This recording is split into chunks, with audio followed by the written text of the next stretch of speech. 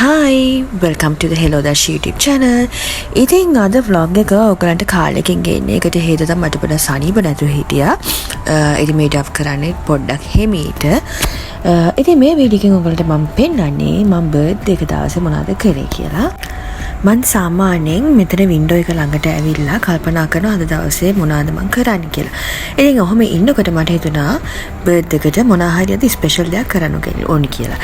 හැබැයි ඉතින් බර්ත්ඩේ එක පහුවෙලා මේ දවස් දෙක විතර පස්සේ තමයි මේ විදිහට හිතන්නේ. නම් මම බර්ත්ඩේ එකට මුකුත් කරන්නේ නැහැ කියලා තමයි හිතුවේ. ඒත් මට හිතුණා මේ බර්ත්ඩේ එක ආයෙ ලබන අවුරුද්දේ දෙන්නේ නැහනේ. අලුත් අවුරුද්දක් අලුත් වයච් එකක් එක්කනේ යන්නේ. ඉතින් මට හිතුණා මේ බර්ත්ඩේ එක ස්පෙෂල් ඩේ එකක් කරගන්න.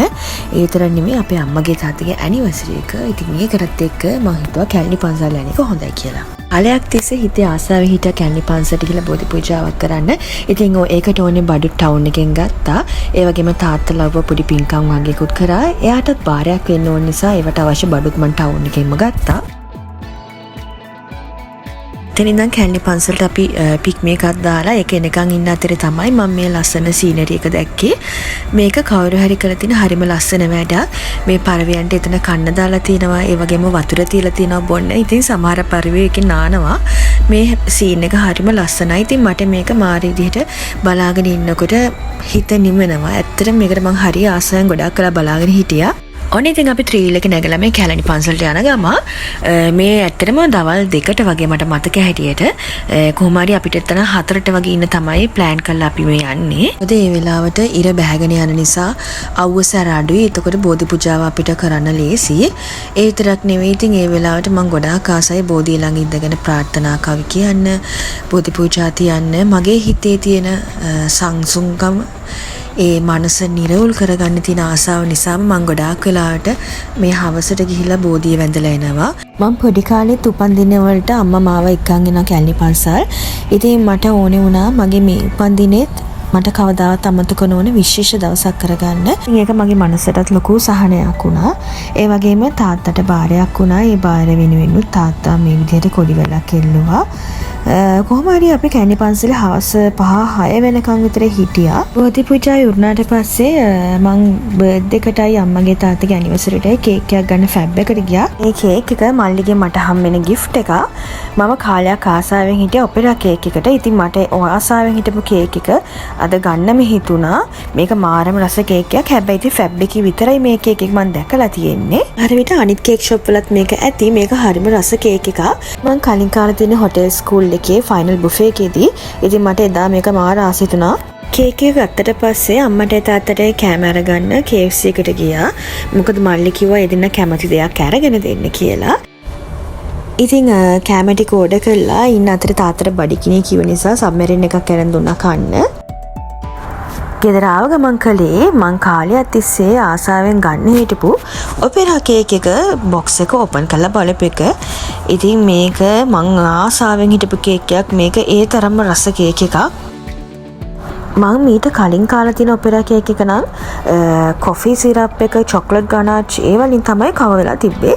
හැබැයි මේ කේක් එකේ ඊට අමතරව කැරමල් එකකුත් තිබුණා. ඉතින් මේක පුදුම රසක්, හරිම සොෆ්ට් කේක් එකක්. ඉතින් අන්තිමේදී මගේ බර්ත්ඩේ එකට මම කොහොම හරි මේ කේක් එක ගත්තා. ඉතින් අම්මගේ තාත්තගේ ඇනිවර්සරි එකටයි මගේ බර්ත්ඩේ එකටයි දෙකටම තමයි මේ කේක් එක සෙලිබ්‍රේට් කරන්න ගත්තේ. මට කියන්න මතකුණානේ මං ඉපදුනේ ජනවාරි 29. ඉතින් අම්මයි තාත්තයි මැරි කරලා තියෙන්නේ ඊට අවුරුදු 4කට කලින් ජනවාරි 29. ඉතින් ඒ නිසා අපි දෙගොල්ලම එකට තමයි මේක සාමාන්‍ය සෙලිබ්‍රේට් කරන්නේ. ඉතින් එක කේක් එකේ කැන්ඩල්ස් ගහලා තමයි මේක සෙලිබ්‍රේට් කරේ. මල්ලි තමයි ඉතින් අපිට මේක gift එකක් විදිහට දුන්නේ. thank you ඉතින් එයාටත්. ඉතින් ඔන්න ඔය විදිහට තමයි මගේ බර්ත්ඩේ එකයි අම්මගේ තාත්තගේ වෙඩින් ඇනිවර්සරි එකයි සෙලිබ්‍රේට් කරේ. මම මේ අවුරුද්දේ බර්ත්ඩේ එක සෙලිබ්‍රේට් කරන්නේ නැහැ කියලා හිතුවේ. ඒත් මල්ලි කිව්වා කේක් එකක් අරගෙන සෙලිබ්‍රේට් කරන්න කියලා. ඉතින් පස්සේ මටත් හිතුණා මේක ස්පෙෂල් බර්ත්ඩේ එකක් වෙන්න ඕනේ හැම අවුරුද්දෙම. මොකද අපි අවුරුද්දෙන් අවුරුද්ද වෙනස් වෙනවා, වයසට යනවා.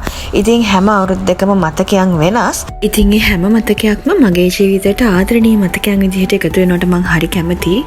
ඔන්න ඔහොම තමයි මගේ බර්ත්ඩේ එක දවසේ විශේෂ මතකයක් විදිහට මේ විදිහට වැඩ කරේ. ඉතින් මට බර්ත්ඩේ එකට ගන්න කියලා ලොකු gift එකක් ඕනි වුණෙත් නෑ කාගෙන්වත්. එහෙම ගන්න කියලා ලොකු ආස දේවල් තිබුණෙත් නෑ. හැබැයි ඉතින් මේ ඔපෙරා කේක් එක නම් මං කාලයක් තිස්සේ ආසාවෙන් හිටපු කේක් එක නිසා මට හිතුණා බර්ත්ඩේ එක දවසේ ඒ වගේ කේක් එකක් කරා මං ආස දෙයක් මං වෙනුවෙන් මාව සතුට කරන්න.